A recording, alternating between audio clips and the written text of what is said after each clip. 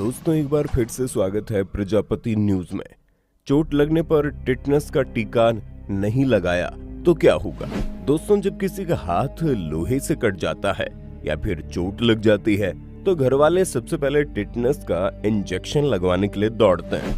और हम शर्त लगाकर कह सकते हैं कि आपके घर वाले भी ऐसा ही कुछ करते होंगे। लेकिन क्या कभी आपने सोचा है कि आखिर ऐसा होता क्यों है और चोट लगने के बाद कब तक टिटनेस का इंजेक्शन लगाना सही होता है? इसके क्या क्या फायदे होते हैं? आज की इस वीडियो में मैं यानी आपका दोस्त विशाल प्रजापति आपको इससे जुड़ी सारी जानकारी देने वाला हूं। बस मेरे साथ वीडियो के बिल्कुल अंत तक इसी तरह बने रहिए। लेकिन हाँ, वीडियो शुरू करने से पहले एक छोटी सी रिक्वेस्ट है। वीडियो के नीचे रेड कलर का सब्सक्राइब बटन दिख रहा होगा, उस पर क्लिक करके सब्सक्राइब कर लें और साइड में बेल आइकॉन भी दिख रहा होगा, उस पर भी क्लिक कर लें ताकि आपको वीडियो मिले सबसे पहले। दोस्तों अक्सर ऐसा होता है कि साफ सफाई के दौरान या फिर खेलकूद के दौरान हाथ वगैरह में चोट लग जाती है और जब चोट गहरी होती है तो वो दर्द भी देती है। उसके साथ साथ चोट से होने वाला संक्रमण बढ़ने का खतरा हो जाता है, जिससे हम आम भाषा में टिटनेस कहते हैं। ऐसे में लोग तुरंत कहते हैं कि टिटनेस का इंजेक्शन लगवाओ। लोग सोचते हैं कि इंजेक्शन बाद में लगवा लेंगे और इसी चक्कर में कई बार लोग भूल भी जाते हैं या फिर कई बार लोगों को पता ही नहीं होता कि इसे लगवाना भी है, क्योंकि घर के बड़े बुजुर्ग जहां होते हैं वो तो लोगों को बता देते हैं, लेकिन जो लोग अकेले रहते हैं उन्हें इन सब चीजों का ख्याल ही नहीं रहता और तब मुश्किलें बढ़ जाती है। अब जैसे कि हमारे एक जान पहचान के मित्र थे जिन्होंने हाथ में लोहे के दरवाजे से चोट लगा ली। चोट गहरी थी, लेकिन जब वो 2 दिन बाद उसके बारे में हमें बताते हैं तो हम उनसे सबसे पहले यही सवाल करते हैं, क्या तुमने टिटनेस का इंजेक्शन लगवाया? हमारे मित्र बोलते हैं नहीं, मैंने तो नहीं लगवाया। हाँ, आज से 4 साल पहले लगवाया था और अब तो 2 दिन भी हो चुके हैं, क्या मुझे इंजेक्शन लगवाना चाहिए? और ये सिर्फ हमारे मित्र का हाल नहीं है, बल्कि कई सारे लोगों के मन में ये सवाल चलता रहता है कि इंजेक्शन लगवाना कब सही होगा। अब दोस्तों हम इसका जवाब दें उससे पहले आइए जानते हैं कि आखिर टिटनेस किस बला का नाम है।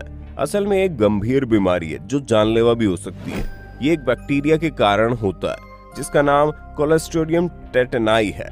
आपको बता दें ये जो बैक्टीरिया होता है ये वातावरण में एक स्पोर के रूप में मिट्टी में मौजूद रहता है और लोहे से लेकर पत्थर तक हर एक चीज में मिट्टी में लगी होती है और ऐसे में उस मिट्टी के अंदर ये बैक्टीरिया भी मौजूद होता है, जिस कारण जब हमें लोहे पत्थर वगैरह से चोट लगती है तो ये बैक्टीरिया हमारे चोट के जरिए हमारे शरीर तक पहुंच जाता है। और अगर ये बैक्टीरिया एक बार शरीर में पहुंच गया तो फिर ये शरीर में संक्रमण फैला सकता है, क्योंकि बॉडी के अंदर जाते ही ये बहुत तेजी से सक्रिय हो जाता है, जिसके बाद ये टॉक्सिन प्रोड्यूस करने लगता है जो कि मांसपेशियों से जुड़ी तंत्रिकाओं यानी कि नर्वस सिस्टम को प्रभावित कर जाता है और इसी वजह से मरीज को इस बीमारी के लक्षण आते हैं। अगर हम लक्षणों के बारे में बात करें तो दोस्तों छोटी से छोटी और बड़ी से बड़ी चोट की वजह से टिटनेस के बैक्टीरिया शरीर में आ सकते हैं। इसके लिए जरूरी नहीं कि चोट बहुत बड़ी हो।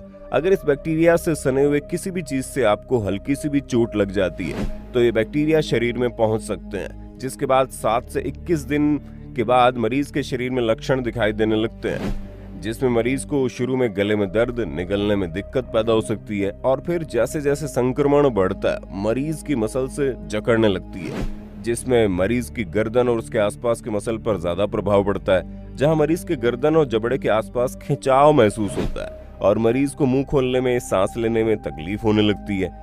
बीमारी गंभीर होने पर मरीज को सांस लेने में तकलीफ होने के कारण मरीज को वेंटिलेटर तक की भी जरूरत पड़ सकती है।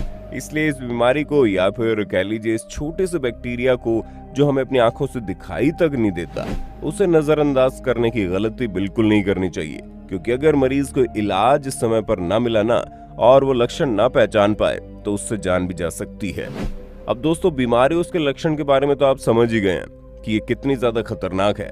आइए अब कुछ और जरूरी बातों पर ध्यान दे लेते हैं कि आखिर इसका इलाज क्या है और इसका जो इंजेक्शन है वो कब लिया जा सकता है। असल में दोस्तों जब कोई चोट लगाकर डॉक्टर के पास टिटनेस का इंजेक्शन लगवाने जाता है तो डॉक्टर कई बार उसे टिटनेस के इंजेक्शन के साथ इम्यूनोग्लोबिन यानी कि बाहर से एंटीबॉडी भी देते हैं ताकि उसकी बॉडी रिकवर हो पाए और उसके शरीर को इम्यूनिटी मिल जाए। वैसे तो बचपन में ऑलरेडी टिटनेस के लिए डोज दिए जाते हैं। ऐसे में जो चीज हमें लेनी चाहिए वो है हर 10 साल के बाद बूस्टर डोज।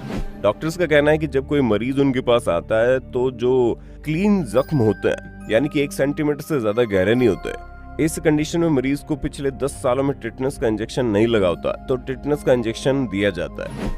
लेकिन अगर ये जख्म 1 सेंटीमीटर से ज्यादा गहरा है और इंजरी लगे हुए 6 घंटे बीत चुके हैं या फिर मिट्टी लगी हो, तो इस केस में पिछले 5 साल में अगर इंजेक्शन ना लगाओ तो एक एक्स्ट्रा बूस्टर डोज मरीज को दिया जाता है। साथ ही डॉक्टर ये भी बताते हैं कि अगर किसी पेशेंट ने पहले इंजेक्शन नहीं लगवाया या फिर अपना कोर्स पता नहीं है तो पूरा कोर्स लेना जरूरी है, क्योंकि बहुत से लोग हैं जो बचपन में कोर्स नहीं करवाते हैं, उन्हें आगे चलकर इस बीमारी से न जूझना पड़े, इसलिए डॉक्टर उन्हें कोर्स पूरा करने के लिए कहते हैं। टिटनस का ये पूरा कोर्स 3 इंजेक्शन का होता है। चोट लगने के दिन पहला इंजेक्शन दिया जाता है, उसके 4 हफ्ते बाद दूसरा दिया जाता है और 8 हफ्ते बाद फिर 1 साल बाद दिया जाता है। आपको बता दें, टिटनस का जो प्रॉपर इलाज है वो अभी तक अवेलेबल नहीं हो पाया, लेकिन इसे बहुत ही सिस्टमेटिक तरीके से मैनेज किया जाता है, क्योंकि अगर टिटनस से जूझ रहा कोई मरीज डॉक्टर के पास जाता है तो उन्हें तुरंत इंटेंसिव केयर में एडमिट किया जाता है और फिर उसका ट्रीटमेंट शुरू हो जाता है। खैर, ये तो काफी बदतर कंडीशन में होता है, लेकिन अगर आप चोट लगने के तुरंत बाद डॉक्टर को दिखा देंगे तो संक्रमण फैलने की कंडीशन नहीं आएगी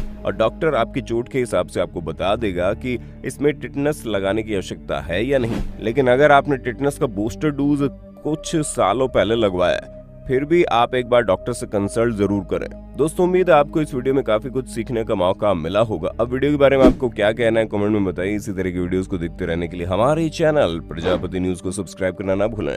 हम फिर मिलेंगे नई वीडियो में, तब तक के लिए जय हिंद जय भारत। दोस्तों, आपकी स्क्रीन पे 2 और वीडियोस दिख रही हैं, जिसे देखने के लिए आप इस स्क्रीन पर क्लिक करें।